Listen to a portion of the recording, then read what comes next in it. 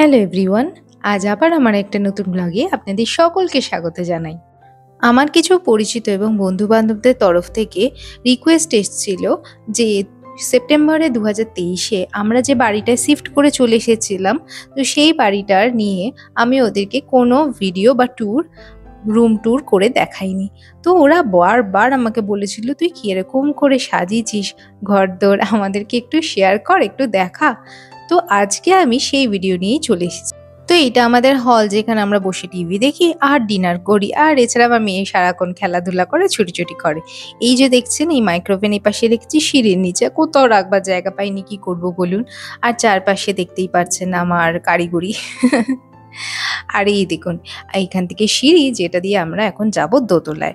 আর এই সিঁড়ি দিয়ে উঠতে উঠতে উঠতে আর নামতে আমি আমার এই সুন্দর স্মৃতিগুলোকে বারে বারে দেখবার জন্য আমি এখানেই ফ্রেমবন্দি করে দিয়েছি। আর এই যে গাছটা দেখছেন, এইটা সেদিনকে ওই যে কারের সাথে ফ্রি দিয়েছিল, সেই গাছটাই কিন্তু ফিলোডেনড্রন সামথিং কিছু নাম ছিল ওটার। আর এই যে দোতলায় চলে এসেছি। চলুন প্রথমেই দেখাই আমার এই মেয়ের পড়ার ঘর, আমার কাজের ঘর বলা যেতে পারে, আর তার সাথেই ওর খেলার ঘরও। কারণ এখানে দেখুন ওই শোকেসটার মধ্যে পুরো বোঝাই করে ওরই খেলনা। চলুন এবারে আমরা যাব পাশের ঘরটায়। পাশের ঘরটা হচ্ছে গেস্ট রুম। অ্যাকচুয়ালি গেস্ট আসলে তবে তো গেস্ট রুম আমরাই ব্যবহার করি, কারণ তিনতলাটা এত গরম হয়ে থাকে, তাই জন্য আমি খুব একটা উঠি না, দোতলাতেই আছে। আর এই জানলা দরজা বন্ধ দেখছেন, ব্যালকনিও বন্ধ, কারণ ওই যে এসি চলছিল, তো তাই জন্য আমি সব বন্ধ করে রেখেছি। তো এইখানে টিভিটা যে আছে, আমার মেয়ে বেশিরভাগ সময় এইখানেই টিভি দেখে। এবার চলুন আমরা যাচ্ছি তিনতলায়। আর তিনতলায় উঠতে উঠতে আমি হাঁপিয়ে পড়েছি। আর এই যে এখানেও একটা ছোট হল মতন আছে, নিচেরটার মতন অত বড় না হলেও কিন্তু এটা বেশ বড়। আর এক পাশে আমার ঠাকুর ঘর করে রেখেছি। আর এই হলো আমার বেডরুম।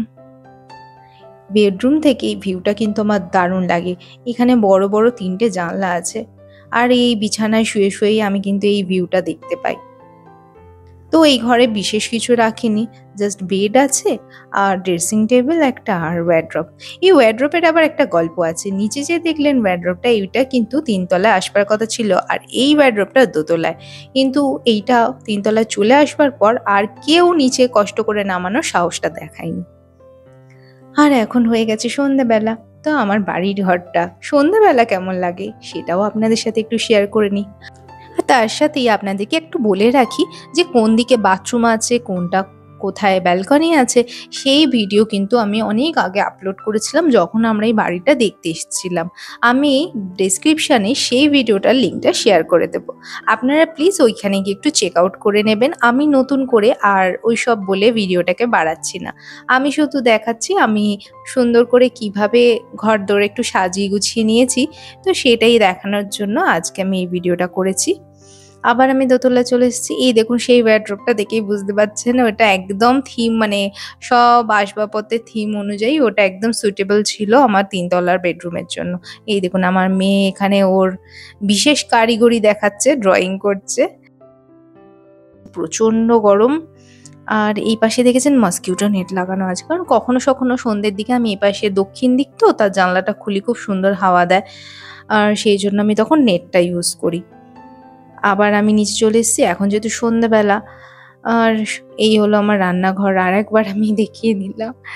দেখেছেন সিঁড়ির তলাটা আমি কিভাবে ইউজ করেছি বলুন। আমার সাজানো গোছানো আপনাদের কেমন লাগলো অবশ্যই কিন্তু কমেন্ট করে জানাবেন, আমি সেই অপেক্ষায় থাকবো। আর এর মধ্যে কিন্তু অনেক কিছু আমার হাতের কাজের আছে। ওই যে হার্টটা দেখছেন, ওটা আমি বানিয়েছি। ওই পাশে ওয়ালে যেগুলো সব, এই যা দেখছেন এইগুলো কিন্তু সব আমার হাতে বানানো আছে। হ্যাঁ, সব না, মোটেই সব না। কিন্তু অনেক কিছু হাতে বানানো সব আমার। এইটা দেখছেন, এটা আমার হাতের কাজ। আর এই ফ্লাওয়ারটা দিয়ে ভীষণ সুন্দর গন্ধ বেরায়। আমাদের একজন পরিচিত সানডেতে এটা আমাদের গিফট করেছিল, তাই আমি একটুখানি ওয়াটারে ডিপ করে রেখে দিয়েছি। আর দেখুন আজকে আপনাদের ভিডিওটা কেমন লাগলো অবশ্যই কমেন্ট করে জানাবেন। দেখা হবে পরের ব্লগে। ততদিন ভালো থাকবেন, সুস্থ থাকবেন আর সাবধানে থাকবেন।